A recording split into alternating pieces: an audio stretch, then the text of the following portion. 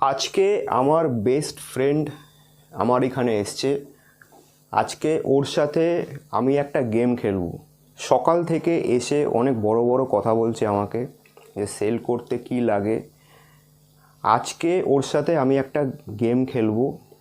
আমার এখানে যেগুলো বেস্ট নাইটি আছে দেখি ও আমাকে সেল করতে পারে কি না। আমি অ্যাজ এ কাস্টমার আসবো, ও অ্যাজ এ সেলসম্যান আসবে।